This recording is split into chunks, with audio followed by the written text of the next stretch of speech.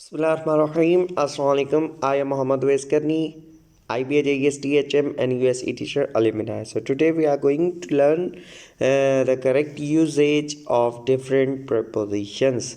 आज ही कुछ fix prepositions हैं जो हमने पढ़ने हैं, कुछ verbs हैं और उन verbs के साथ कुछ prepositions हमेशा use होते हैं.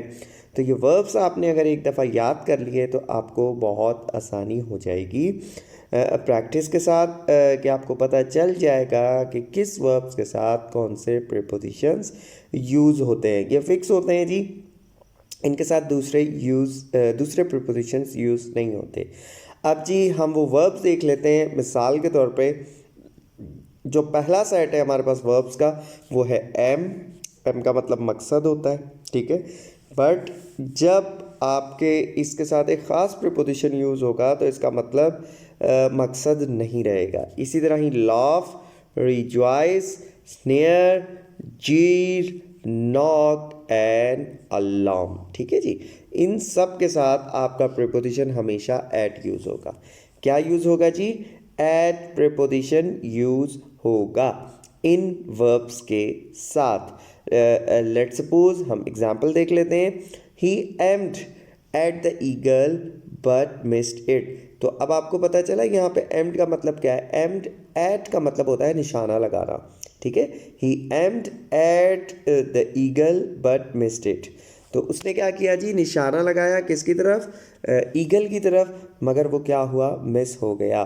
तो अब यहाँ पे he aim to, in, of, into, ये प्रीपोजिशंस यूज़ नहीं होंगे. सिंपल सा हम यूज़ करेंगे preposition at. Example number 2, he laughed at my folly. अब अगर आप किसी की हमाकत के ऊपर हंस रहे हैं, किसी ने कोई गलती कर दी है इस तरह की, तो अगर आप उसके ऊपर हंस रहे हैं तो आप ऐसे नहीं कहेंगे I laughed to you, I laugh to you और I laugh to my friend. नहीं, अगर आप किसी के ऊपर हंस रहे हैं तो वहाँ पे आपने या ऑन आप प्रीपोजिशन यूज़ करते हैं, आई लाफ ऑन माई फ्रेंड. नहीं, जब भी लाफ आप किसी के ऊपर करेंगे तो फिर किसी शख्स के ऊपर करेंगे या किसी शख्स की किसी हरकत के ऊपर करेंगे, किसी एक्टिविटी के ऊपर करेंगे, तो then you can use the preposition at, ठीक है. He laughed at my folly, वो हंसा मेरी हमाकत के ऊपर. उसके बाद जी आगे हमारे पास वर्ब है rejoiced. He rejoiced at my success in the examination. वो क्या हुआ जी? वो खुश हुआ मेरी कामयाबी के ऊपर जो मैंने एग्ज़ाम के अंदर ली. He rejoiced at my success, ठीक है. तो अब रिजॉइस्ड के साथ आपका preposition in, of, to, on use नहीं होना, ठीक है. इसके साथ रिजॉइस्ड के साथ आपका प्रीपोजिशन हमेशा एट यूज़ होना है. आगे चलते हैं जी. He snared at the shortcoming of his officer. तो स्नेयर्ड का मतलब होता है जी नाक चढ़ाना, हकारत की नज़र से देखना, ठीक है जी. तो he snared at the shortcoming of his officer. उसने क्या किया जी? हकारत की नज़र से देखने लग गया. किन को जी? जो उनके ऑफिसर्स के अंदर कमियां थीं. तो स्नेयर के साथ आपका प्रीपोजिशन देखें जी एट यूज़ हुआ है, ठीक है. स्नेयर्ड फॉर नहीं है, स्नेयर्ड ऑफ नहीं है, स्नेयर्ड टू नहीं है. क्या है जी? स्नेयर्ड के साथ एट प्रीपोजिशन यूज़ हुआ है. Do not jeer at the poor. Jeer का मतलब होता है जी तंज करना, ठीक है जी. बराए मेहरबानी जी गरीबों के ऊपर तंज मत किया कीजिए, ठीक है. Do not jeer at the poor, it is sensible advice to all of you, ठीक है जी. तो do not jeer at the people और एट द पुअर पीपल. तो अब यहाँ पे जेयर के साथ टू नहीं यूज़ हो रहा, ऑन यूज़ नहीं हो रहा, सिंपली क्या यूज़ कर रहे हैं? एट यूज़ कर रहे हैं. उससे आगे चलते जी. Who knocked at the door. Who knocked at the door, किसने जी दरवाज़ा बजाया? तो अब यहाँ पे आपका प्रीपोजिशन ऑन यूज़ नहीं होगा, ठीक है. Who knocked on the door, ठीक है. हु नॉ वैसे देखा जाए तो बिल्कुल ही सही है, आपको लगेगा भी कि हाँ जी प्रीपोजिशन ऑन तो बिल्कुल सही यूज़ हो रहा है, बट जी ऑन यहाँ पे यूज़ नहीं होना, ठीक है. Who knocked at the door नहीं, who knocked on the door. आगे चलते नहीं. The thief was alarmed at the sight of policeman. The thief was alarmed at the sight of the policeman. तो जो जी है चोर है वो क्या हो गए जी, चौकस हो गए। अलार्म्ड एट का मतलब क्या है जी, चौकस हो गए eight the sight of policeman, जब जी उन्होंने क्या देखा जी, पुलिसमैन को देखा। तो अब यहाँ पे अलार्म्ड का मतलब अलार्म बजना नहीं है, ठीक है, जैसे हमें पता है ना जी alarm, what is the alarm time in the morning. तो जी सुबह के टाइम पे अलार्म का वक्त क्या है, तो यहाँ पे अलार्म का वक्त ये नहीं है, यहाँ पे अलार्म का वक्त है कि जी चौकस होना, ठीक है जी। तो अलार्म के साथ एट प्रीपोजिशन यूज़ होगा जब भी इसकी मीनिंग होगी चौकस होना। आगे चलते जी, हमारे पास दूसरा जो सेट है जिसके अंदर हमारे पास प्रीपोजिशंस हैं, वो है फॉर, और हमारे पास वर्ब्स कौन से हैं, एलिजिबल है, होप है, कंपीट है, अपोलॉजाइज है, उसके बाद या अपोलॉजाइज है, उसके बाद फेमस है, नोटोरियस है और लॉन्ग है, ठीक है जी। अब इस लॉन्ग का मतलब लंबा बिल्कुल नहीं है, ठीक है जी, इसका मतलब है पुरुमीद होना, ठीक है। ये लास्ट वाली एग्जाम्पल ही, इसको सबसे पहले लॉन्ग से ही शुरू करते हैं। अब इन सारे वर्ब्स के साथ हम हमेशा प्रीपोजिशन फॉर यूज़ करेंगे। He longs for old days of childhood, उम्मीद करना, ठीक है। He longs for old days of childhood, वो जी उम्मीद कर रहे हैं किसके जी, बचपन के पुराने दिन जो है ना उनको वापस मिल जाए। इसी तरह ही जी women are not eligible for this post, तो एलिजिबल जो औरतें हैं वो इस पोस्ट के लिए अहल नहीं है, या औरतें इस पोस्ट के लिए ना अहल हैं, ठीक है। तो अब यहाँ पे क्या है, एलिजिबल है और एलिजिबल के साथ आपका प्रीपोजिशन हमेशा फॉर ही यूज़ होना है। Please hope for the best, अच्छे की मेहरबानी करके जी हमेशा अच्छे की उम्मीद रखा कीजिए, ठीक है जी।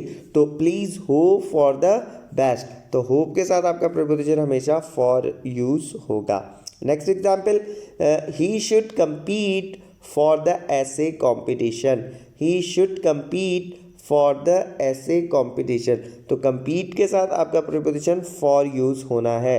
ही should compete for the ace competition, सही है जी। आगे चलते हैं, he apologized for his silly behaviour, तो अपोलोजाइज्ड के साथ आप अगर आपकी कोई हरकत है तो आपने मतलब कोई भी आपका एक्ट है जिसकी वजह से आप माफ़ी मांग रहे हैं, तो फिर वहाँ पे आप प्रीपोजिशन यूज़ करेंगे फॉर।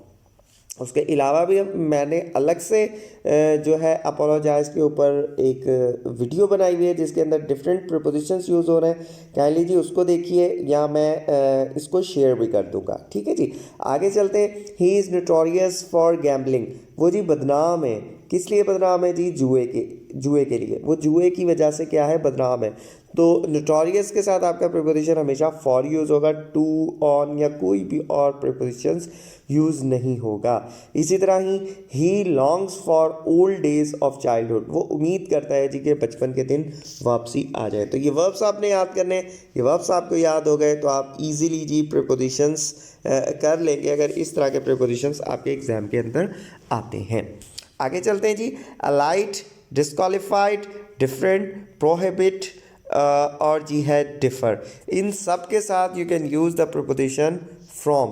इन सब के साथ प्रीपोजिशन कौन सा यूज़ होगा, ना एट यूज़ होगा, ना ऑफ यूज़ होगा, ना टू यूज़ होगा, क्या यूज़ होगा जी, फ्रॉम होगा।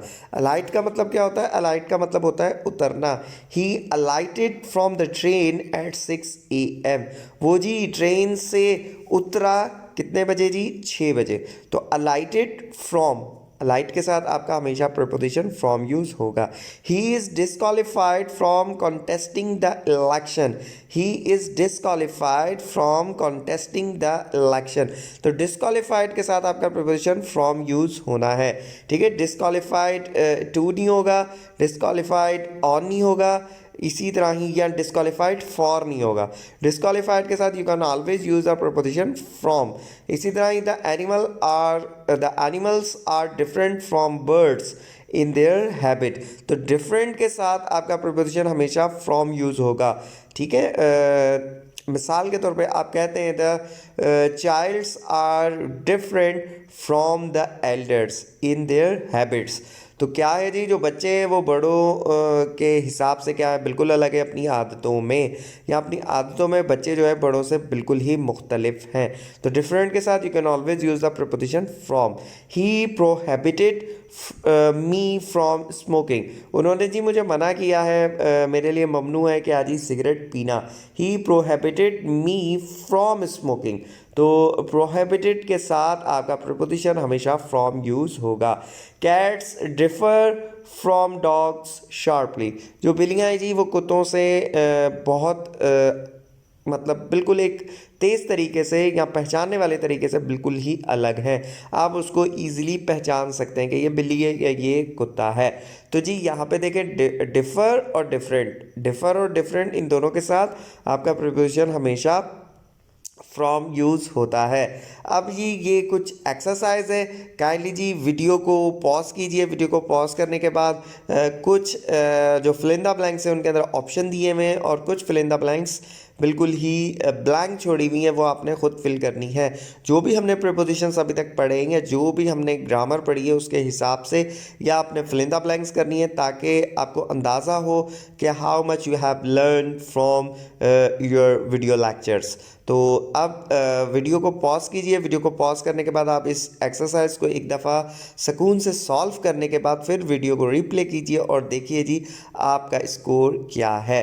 ये जी आ गए आंसर इस एक्सरसाइज के। अब हम इसको वन बाय वन करके पढ़ते हैं और इसको एक्सप्लेन भी करते हैं और मैं आपको बताता भी हूँ कि जी क्यों यहाँ पे कौन सी प्रीपोजिशन यूज़ हुआ है। When I was going to home, When I was going to home, तो होम के साथ हम हमेशा प्रीपोजिशन, अगर अब मूवमेंट हो रही है तो मूवमेंट के लिए हम प्रीपोजिशन टू यूज़ करेंगे। उससे आगे चलते हैं जी। आई saw a person who, I saw a person who यहाँ पे क्या है जी, शाबाश जी, हु यहाँ पे है हमारे पास रिलेटिव प्रोनाउन, और रिलेटिव प्रोनाउन से पहले एक एंटीसीडेंट यूज़ होता है और एंटीसीडेंट है अ पर्सन, और एंटीसीडेंट के आगे ही जो आपका हमने ये भी पढ़ा था एरर्स ऑफ द प्रोनाउन के अंदर, ठीक है, एरर रिडक्शन ऑफ प्रोनाउन के अंदर जो रिलेटिव प्रोनाउन के बाद जो भी हेल्पिंग वर्ब यूज़ होगा वो अकॉर्डिंग टू योर एंटीसीडेंट होगा।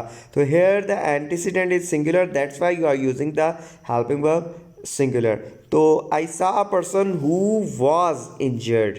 उसके बाद जी आई टुक हिम, मैंने उसको उठाया, टुक हिम, तो यहाँ पे हिज नहीं आएगा, ठीक है, यहाँ पे हिज क्यों नहीं आएगा, क्योंकि जी जो ऑब्जेक्टिव केस होता है, एक्यूजेटिव केस होता है, उधर हम एक्यूजेटिव फॉर्म ही यूज़ करते हैं। ऐसे नहीं होता कि ऑब्जेक्ट के अंदर हम नॉमिनेटिव केस यूज़ कर रहे होंगे किसका, प्रोनाउन का। तो आई टुक हिम टू हॉस्पिटल। अब ये मैंने पीछे से इस वजह से कुछ पॉइंट्स यहाँ पे ऐड किए हैं ताकि अगर आपकी वो चीज़ें भूल रही हैं तो काइंडली जाके वो वीडियोस देखिए और दोबारा पिछले लेक्चर्स देखिए ताकि आपको वो चीज़ें अच्छी तरह मेमोराइज हो सकें। अब यहाँ पे मैंने प्रोनाउन की थोड़ी सी चीज़ें ऐड की हुई हैं ताकि आपको थोड़ा अंदाज़ा हो। तो जी ये सिचुएशन हमने अभी पढ़ी थी। आई टुक हिम, मैंने उसको उठाया कहाँ पे जी, टुक हिम टू हॉस्पिटल। उसके बाद unfortunately the doctor did not welcome to patient. Unfortunately क्या हुआ जी, डॉक्टर ने उस पेशेंट को वेलकम नहीं किया, क्योंकि जी अब ये पास्ट के अंदर यूज़ हो रहा है तो इस वजह से यहाँ पे यूज़ होगा डिड नॉट, डज नॉट तो होगा नहीं। तो वेलकम, वेलकम के साथ आपका प्रीपोजिशन हमेशा टू यूज़ होता है जैसा कि अभी हमने पढ़ा है। बिकॉज, क्योंकि जी हिज और her staff were on the way. तो अब यहाँ डॉक्टर है, डॉक्टर हमारे पास कौन सा नाउन है जी, कौन सा जेंडर है, डॉक्टर हमारे पास है कॉमन जेंडर, और कॉमन जेंडर के साथ आप कोई भी जो है पर्सनल प्रोनाउन यूज़ कर सकते हैं, क्योंकि कॉमन जेंडर वो जेंडर होता है जो मस्कुलिन और फेमिनिन के लिए यूज़ हो सकता है। तो इस वजह से यहाँ पे हिज और हर दोनों ही सही हैं। अब जो उनका स्टाफ है वो कहा था on the way, on the वे जैसा कि अभी हमने पढ़ा था, बट मूवमेंट हो रही है किस रास्ते के ऊपर, हॉस्पिटल के। तो that's why we are using the preposition to. तो यहाँ पे हमने यूज़ किया staff were on the way to hospital. At the same time the relatives of this man, और बिल्कुल उसी वक्त एट द सेम टाइम भी हमने पढ़ा था। देखिए ऑन द सेम टाइम नहीं है, यहाँ पे यूज़ हो रहा है eight the same time. The relatives of this man, the relatives of this man, तो जो रिलेटिव्स क्या है वो जी हमारे पास प्लूरल है। अब हमने दिस मैन की वजह से यहाँ पे सिंगुलर यूज़ नहीं करना, क्योंकि हमारे पास जो सब्जेक्ट है वो मेन सब्जेक्ट रिलेटिव्स है। ये भी हमने सब्जेक्ट वर्ब एग्रीमेंट के जो वीडियोस थे उसके अंदर ये सारी चीज़ें कवर की हुई हैं। अगर आपको कहीं पे भी प्रॉब्लम हो रही है तो काइंडली जी पिछले जाके लेक्चर्स को देखिए, ताकि आपकी जहन के अंदर ये सारी चीज़ें दोबारा अच्छी तरह से बैठ सके और आपको याद हो सके। तो यहाँ पे रिलेटिव्स क्या है, रिलेटिव्स प्रोनाउन है, तो इस वजह से यहाँ पे हमारा जो हेल्पिंग वर्ब है वो भी जी प्लूरल यूज होगा। तो the relatives of this man were decided to visit to hospital. अब उन्होंने क्या किया है जी, विजिट, विजिट के साथ हम कौन सा प्रीपोजिशन यूज करते हैं, टू, तो यहाँ पे यूज हो रहा है टू हॉस्पिटल। अच्छा जी, एक मिनट में क्लियर कर लो स्क्रीन। उसके बाद व्हेन अली कॉल्ड दैम, ठीक है, जब अली ने उनको क्या किया है जी, बुलाया है, तो यहाँ पे एक्यूजेटिव केस है, उसकी वजह से हम दैम यूज़ करेंगे। The crazy man laughed, the crazy man ने क्या जी, हंसना शुरू किया, एंड सैड, और उसने यहाँ पे कहा। अब यहाँ पे लाफ्ड एट दैम नहीं है, अगर एट दैम होता या एट द इंजर्ड पर्सन होता तो फिर हम यहाँ पे एट यूज़ करते, ठीक है जी। तो यहाँ पे ऐसी कोई चीज़ नहीं है, तो इस वजह से यहाँ पे कोई प्रीपोजिशन भी यूज़ नहीं हो रहा।